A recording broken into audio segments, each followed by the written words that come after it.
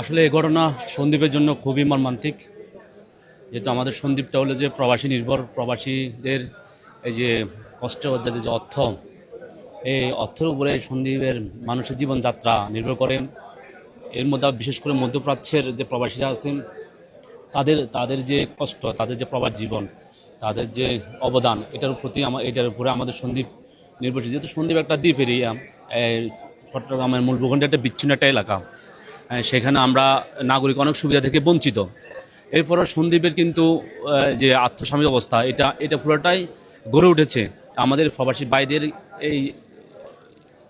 বাইদের যে অক্লান্ত পরিশ্রম, এটার উপরে। এই ঘটনা আমাদের জন্য একটা বিরাট দুঃখের বিষয়।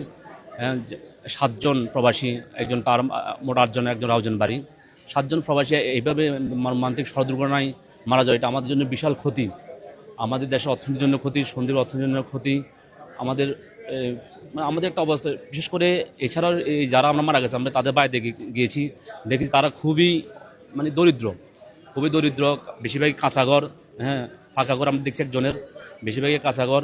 ওরা এই পরিবারগুলো ঘুরে দাঁড়াতে পারবে কিনা, এটাও আমাদের জন্য এটা অনেক বড় একটা চিন্তার বিষয়। আমরা আহ্বান করব সন্দ্বীপ যারা যেসব প্রবাসী মধ্য ইয়েতে আছে, আপনার ইউরোপে আছে, বিশেষ করে আমেরিকাতে আছেন, তারপরে ভালো অবস্থানে আছেন, সন্দ্বীপের যেসব বড় বড় যারা আপনার আছে, কি বলে, এই যে শিল্পপতি আছেন, ওনারা এগিয়ে আসবেন এই পরিবারগুলো ঘুরে দাঁড়ানোর জন্য।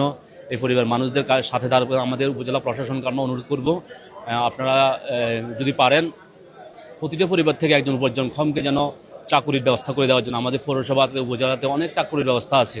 হ্যাঁ, আমরা এর আগে দেখেছি ওই যে জুলাই যুদ্ধ নিহত সাইমনের পরিবার থেকে একজনকে চাকরির দিবে বলছিল, যদিও তার ভাইটা একটা অসুস্থ। হ্যাঁ, আমরা চাইবো যে এই 7 জন এরাই কিন্তু আমাদের রেমিটেন্স যোদ্ধা। এই যোদ্ধাদের পরিবার থেকে যে কোনো একজনকেই, প্রতি পরিবার থেকে একজনকেই চাকরির ব্যবস্থা করে দেওয়া, সন্দ্বীপ হোক, চট্টগ্রাম জেলাতে হোক, চাইলে প্রশাসন চাইলে এটা এই ব্যবস্থা করতে পারবে। আর এই তো আমরা খুবই শোকাহত এটা নিয়ে।